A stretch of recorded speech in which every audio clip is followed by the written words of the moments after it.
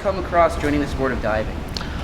When I was around 9 years old, my summer club offered a diving team in the summer. And so what happened was I liked flips, and one of the coaches at the team said, oh, well, you should join the team. And from there, it kind of went into, well, what do you want to do off season? And she recommended the Y team, and I tried out and got on. What's going through your head when you're at the top of the platform about to do a dive? I'm rethinking the positions throughout the dive. You just want to calm down and make sure that you're ready to do the dive and really get in the zone. And then what's your typical practice like?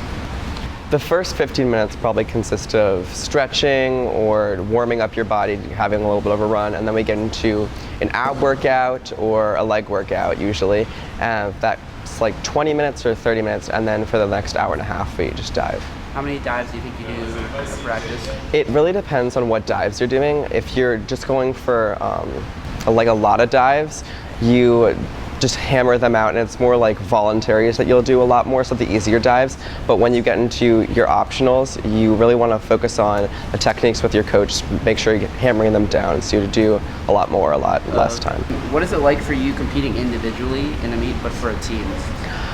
In the back of your head, you always know that you're contributing to the team, but overall it's really pushing to better your own score and beat your personal best. Do you ever get nervous before a dive? I would say one of the hardest things before each dive is really calming your body down and getting into the mute warm-up.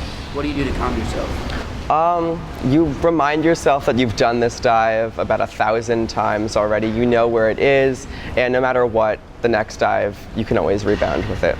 All right, so let's say you just did not a very good dive, yes, and you're kind of out of the rhythm. How do you get back in that rhythm and just, perfect yourself? Remind yourself that everyone makes mistakes, and it's not always going to be your best dive. Depending on where the dive is in your list, you have other dives to make up for your loss. What's your main inspiration for diving? I used to look up at the Olympics and at the champions and say, I want to be like them one day, but as I've progressed, I've realized that's not really a goal that's realistic, so college seems the appropriate goal.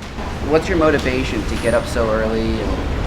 That's college. Yeah, it's college and really the coach pushing you to do stuff you don't necessarily want to do, but it will better yourself in the long run. Okay.